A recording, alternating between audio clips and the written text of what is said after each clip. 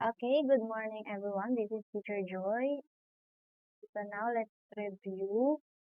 Before that, disclaimer muna. Okay, no copyright infringement intended.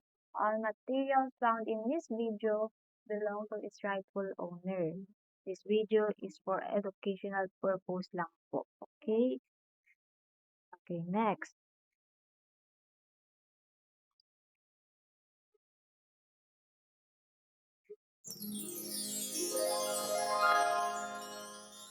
Okay, take note, this mastery will help you test your prior knowledge and metacognition. So please do not hesitate to finish this video and repeat it for better retention. So once na inuulit-ulit mo kasi, mas naaalala mo yung information. Okay, so let's start. General education, 45 items. This is for September 2026, left takers.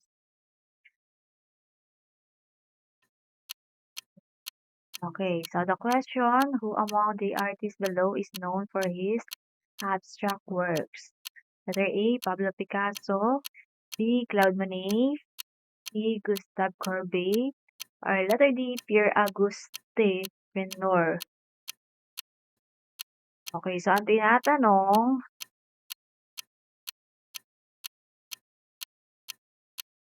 best known for abstract work. So, sino ba dyan ang abstract work?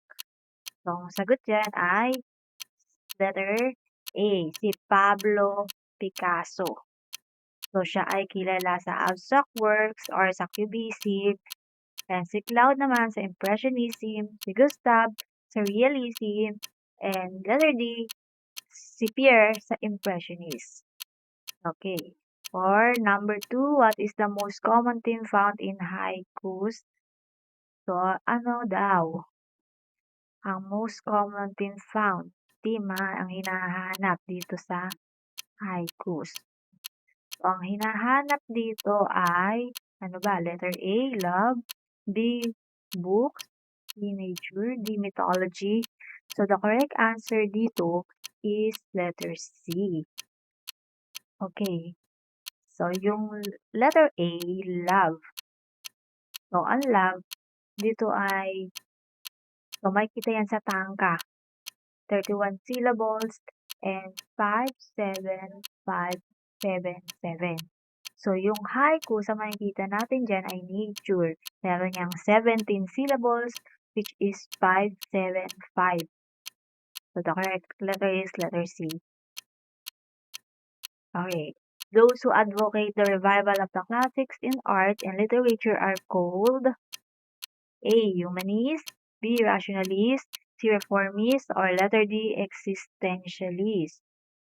So, ang tinatanong, who advocate? Ayan o, revival of the classics. So, ang tamang sagot ay letter A, humanist. Okay, so kapag kasi rationalist, more on reason yan. Reformist naman, about sa change and improvement ng system natin. And alam naman natin, existentialist, yan tungkol sa individual existence and freedom. So, yan yung mga keynote na dapat ninyong tandaan. Okay, which renowned ballerina is known for introducing ballet to children from different economic backgrounds? So, sino daw yun? Renowned ballerina. Ano? Introducing ballet to children from different economic backgrounds. Si Lisa Makuha ba yan? Si Monina Mendez?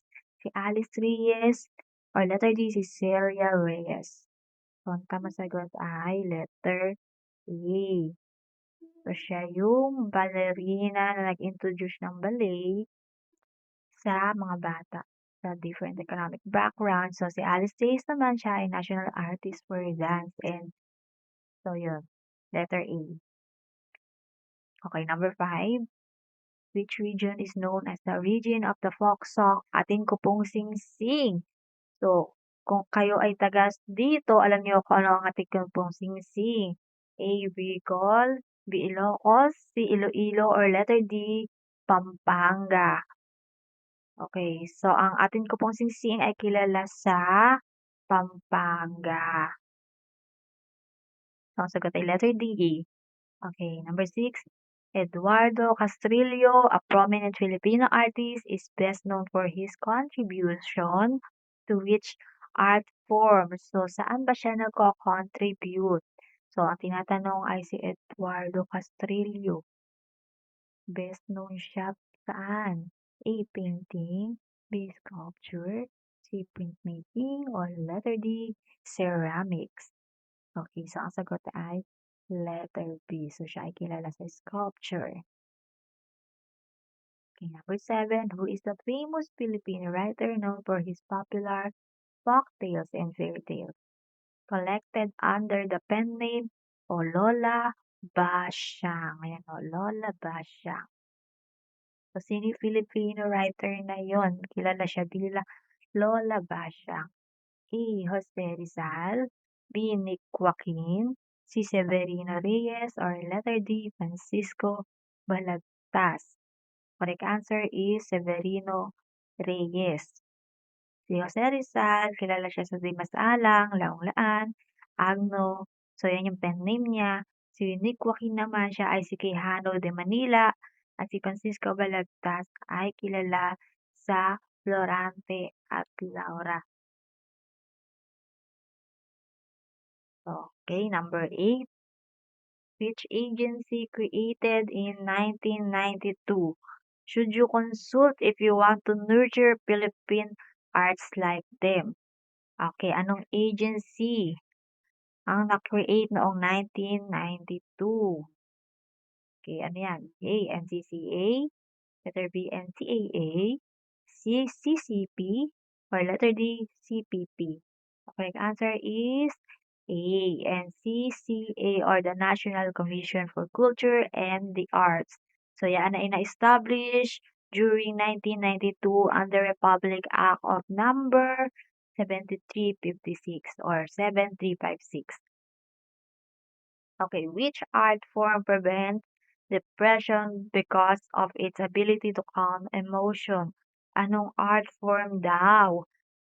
Okay, so nagpe-prevent ng depression. Yan ba ay theater, music, sculpture, or painting? Okay, so para sa mga naka-relate, ayan, ang tamang sagot ay music, 'di ba? Kapag tayo nakikinig ng music na okay, nafi-feel natin kung ano ba yung sinasabi ng kanta, so naiiwasan nating ma-depress. Okay, number 10. Which of the following dances involves the use of a fan or handkerchief to depict a romantic interaction between a couple? A. Pandango sa ilaw, B. Tinikling, C. Karinyosa, or letter D. Singkil? Okay, so ang tinatanong, dances na involve yung fan and handkerchief. Ayan. Ano kaya yan? Okay, so ang tamang sagot ay letter C, Cariñosa. Okay, 11, the highest density of any stable element and one of the lowest abundances in the earth crust is A. Osmium, letter B. Hydrogen, C. Scandium, or letter D. Oxygen. Highest density na merong stable element. I know. Highest density of any stable element na may lowest abundance says sa earth crust. So, ang sagot ay letter A, osmium. Okay, ito ay may 22.59 grams per centimeter. Okay. Okay, the astronomer who developed the theory that the sun is in the center of the solar system was, okay, sino yung astronomer na yun na nakadevelop na the sun is the center of the solar system? Yung sun nasa center ng solar system. A. Newton, B. Copernicus, C. Ptolemy, or D. Einstein. Okay, so the correct answer is Copernicus. Okay, so meron siyang heliocentric theory. So sabi doon, the sun is at the center of the solar system and yung planets nagre-revolve around doon. So, si Ptolemy naman, siya naman yung naka-discover or may theory ng geocentric model na yung Earth yung nasa center. Okay, number 13, Cindy blank to be a vlogger. A wants, B wanted, C wants, D wanting. So, gusto daw niyang maging vlogger. Ang sagot ay letter C. Kapag want, ito ay peaceful. So, gumagamit tayo ng plural subject na I and you. Wanted naman, from the word na from that na merong panlaping ed, yan ay past tense. Kapag C, ayan, wants. Correct present tense yan para sa singular subjects, which is Cindy. Okay, letter D, wanting, yan ay gerund or participle. Okay, number 14, the main network connection that comprise the internet or other major network is called a backbone, C, bandwidth, C, bridge, or letter D, bookmark. Tinatanong may network connection na nagko-comprise ng internet. Yan ay tinatawag na backbone. Okay, yung bandwidth, ito yung amount data na nagtatransmit over the connection. Yung bridge naman yung device na nagko-connect sa two local networks. Yan yung bookmark. Siyempre, yun yung sinisave natin na web page link sa browser.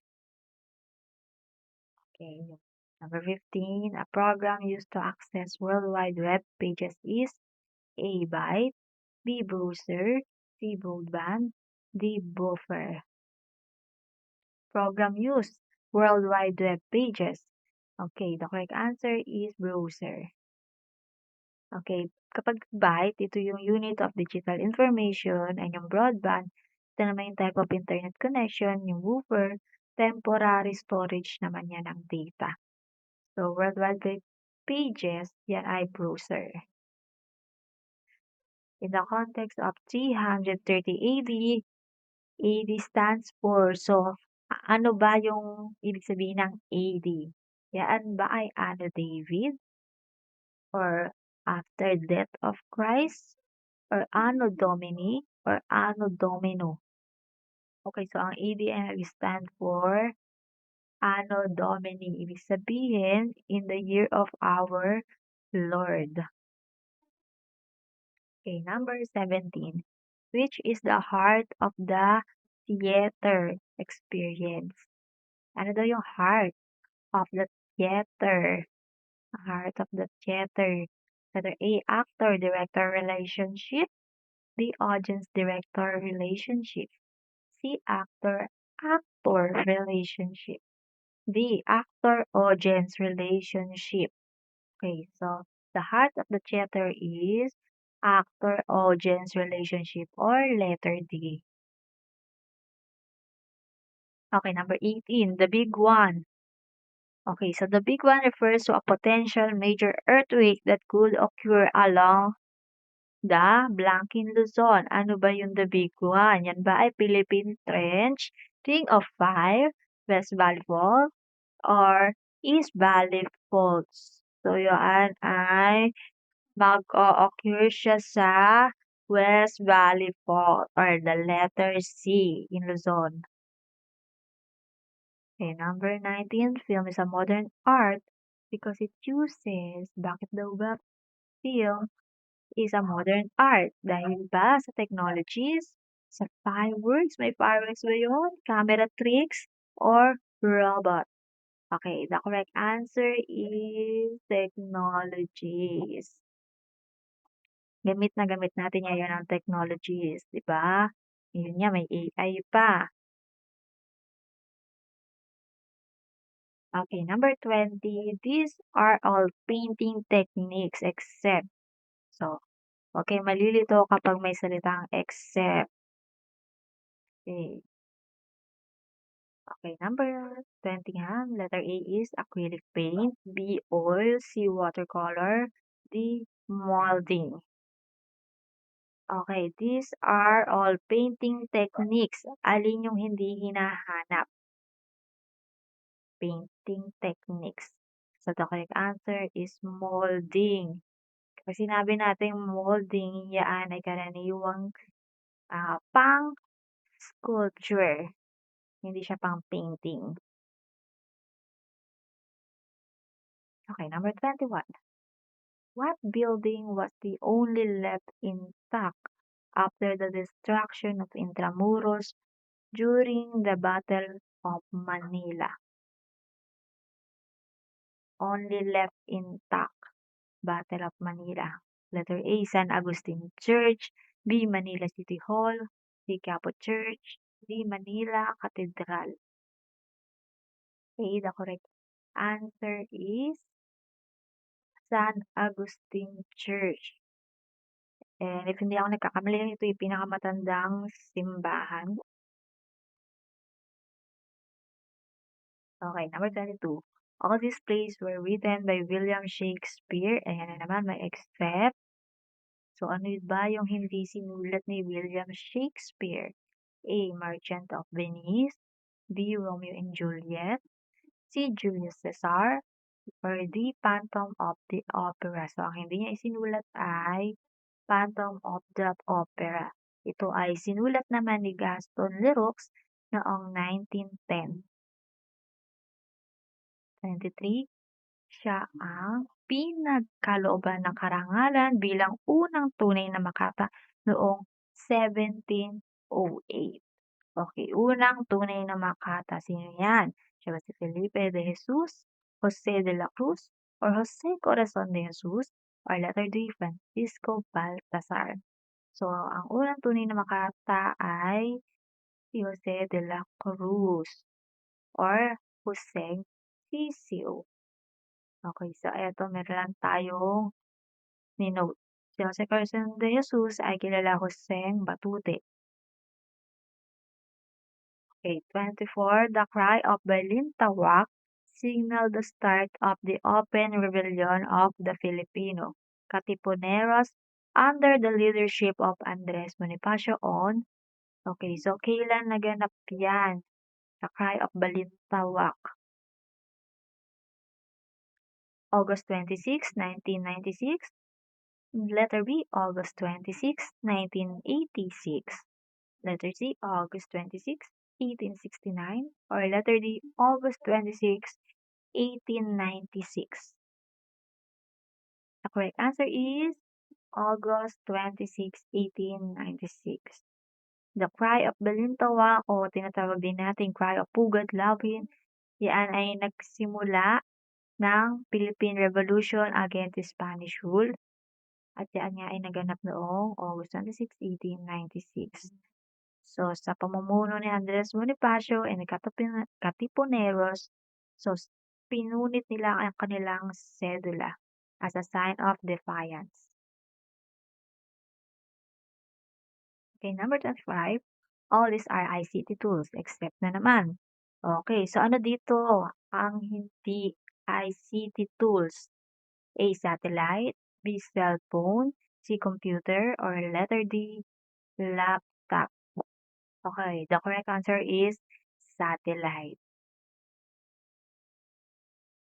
Okay, so stop ko na muna and see you to the next review.